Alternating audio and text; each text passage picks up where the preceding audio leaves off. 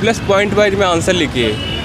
अगर point wise लिखेंगे, आपको टू द पॉइंट होगा तो आपको अच्छे मार्क्स मिल सकते हैं। आपको अगर एग्ज़ाम क्लियर करना है तो देखिए आपके कुछ रीजंस हो सकते हैं। देखो आपका खुद का, जब आप एसडीएम के रूप में आप खुद को देखेंगे, आप एक फ़ोटो में मतलब खुद को इमेजिन करेंगे कि ये मोटिवेशन होगा। दूसरी, आपका फैमिली के बारे में सोचिए।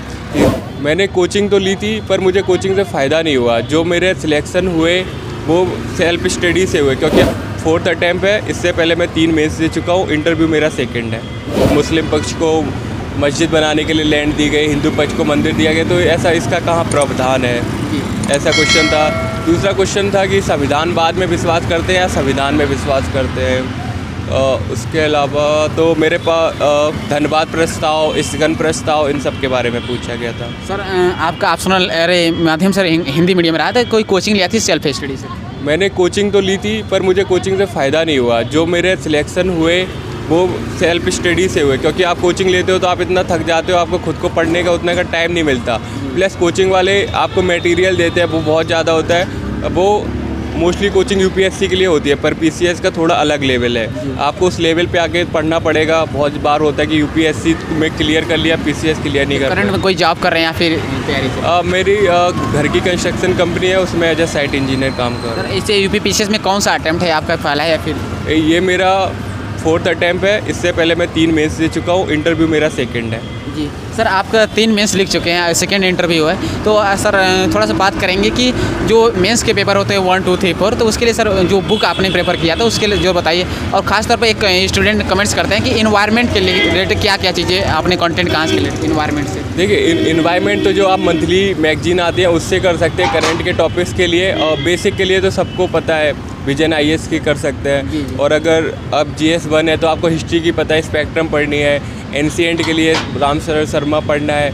ज्योग्राफी का सबको पता होता है। ये बेसिक बुक आप पढ़िए, पर आप इसके नोट्स बनाते जाइए, क्योंकि जब आपका एग्ज़ाम होगा ना तो आप बुक्स उठा के नहीं पढ़ पाएंगे। आप वो नोट्स को जितना रिवाइज करेंगे ना उससे ज़्यादा फ़ायदा होगा। अगर आप हिंदी मीडियम से हैं तो आप जीएस 4 पे अच्छी कमांड रखिए, क्योंकि आप वहाँ से नंबर ज़्यादा गेन कर सकते हैं। सर शॉर्ट नोट्स कहाँ से हेल्पफुल रहा है? शॉर्ट नोट्स बनाना चाहिए कि नहीं, कहाँ तक हेल्पफुल रहता है? बहुत हेल्पफुल रहता है। आपको कम टाइम में आप कई बार रिवाइज कर सकते हैं। आप महीने में अगर आपने शॉर्ट नोट बनाए तो महीने में 4 या 5 बार आप रिवाइज कर सकते हैं। सर हिंदी मीडियम के छात्रों के लिए सी सेट का लिए बहुत प्रॉब्लम होता है, तो सी सेट के लिए आपने 3 टाइम्स मेंस लिखा है और जो है कि इंटरव्यू दूसरा है, तो सर प्रीलिम्स में बहुत ज़्यादा प्रॉब्लम होता है सी सेट के लिए। तो सी सेट के लिए कुछ बेस्ट स्ट्रेटजी बताइए सर। अब देखो मेरा तो इंजीनियरिंग बैकग्राउंड था, तो मुझे मैथ्स में और इंग्लिश में इतनी प्रॉब्लम नहीं थी। अगर आपको सी सेट के लिए करना है तो आप पिछले साल के 10 साल के पेपर लगा लीजिए, तो आपको बेसिक अंडरस्टैंडिंग हो जाएगी किस तरह के क्वेश्चंस आते हैं। अगर आपको मैथ्स में प्रॉब्लम है तो आप हिंदी, इंग्लिश और रीजनिंग इन सब पे फोकस करिए, तो आप आराम से क्लियर कर लेंगे। सर एक ऑथेंटिक और अट्रैक्टिव आंसर लिखने के लिए क्या क्या क्वालिटी होना चाहिए, कुछ चीज़ पॉइंट होना चाहिए जिससे लोगों को से अलग हो, और कुछ बेस्ट आंसर राइटिंग? देखिए अगर जैसे डिपेंड करता है क्वेश्चन कैसे पूछा है। जैसे हिस्ट्री का क्वेश्चन है तो आप एक सबसे पहले मैप आपको अच्छे से आना चाहिए। आप मैप कैसा बनाते हैं वो नहीं, पर आप जो उसमें दिखाना चाहते हैं वो क्लियर होना चाहिए। दूसरा, आप अगर आपको डेट वगैरह याद हो, अगर आप कर सकते हैं उसको भी लिख सकते हैं। प्लस पॉइंट वाइज में आंसर लिखिए। अगर पॉइंट वाइज लिखेंगे, आपको टू द पॉइंट होगा तो आपको अच्छे मार्क्स मिल सकते हैं। और हेडिंग का काफ़ी यूज करिए। सर कभी ऐसा नहीं आया, कितने समय से तैयारी कर रहे हैं, कभी ऐसा भी आया हो कि डिमोटिवेट होते हैं, तो उसके लिए क्या कैसे हैंडल करते हैं वो सारी चीज़ें कि नहीं होगा तो क्या करेंगे? देखिए आपको मोटिवेट आपके अलावा कोई नहीं कर सकता।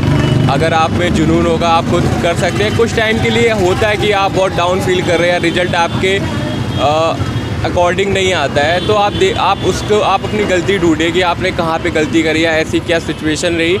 मोटिवेट होने के लिए आप कोई एक वेब सीरीज आई थी एस्पिरेंट करके, वो देख सकते हैं। तो आपको खुद ढूंढना पड़ेगा, इसका सबका अलग अलग हो सकता है। एक लास्ट क्वेश्चन है कि कोई भी मोटिवेशन लाइन, इंस्पिरेशन लाइन के साथ इस इंटरव्यू को समाप्त करें जो आपको आती है, जैसे पोएम हो, पोएट्री है। देखिए आपको अगर एग्ज़ाम क्लियर करना है तो देखिए आपके कुछ रीजंस हो सकते हैं। देखो आपका खुद का, जब आप एसडीएम के रूप में आप खुद को देखेंगे, आप एक फ़ोटो में मतलब खुद को इमेजिन करेंगे कि ये मोटिवेशन होगा। दूसरी, आपके फैमिली के बारे में सोचिए। तीसरा, आपकी अगर गर्लफ्रेंड है या वाइफ है तो उनका भी आप सोच सकते हैं। तो ये इससे ज़्यादा मोटिवेशनल और कुछ नहीं हो सकता। जी sir, thank you sir, all the best. I hope कि इस बार आपका एसडीएम की पोस्ट पर सिलेक्शन हो। Thank you very much. तो फ्रेंड्स वो सारी चीज़ें इस इंटरव्यू में कवर किया गया। आई होप कि यह वीडियो आपको पसंद है। कोई भी कमेंट सेक्शन में जरूर बताइएगा। चलिए मिलते हैं किसी नए वीडियो से, तब तक के लिए जय हिंद, जय भारत।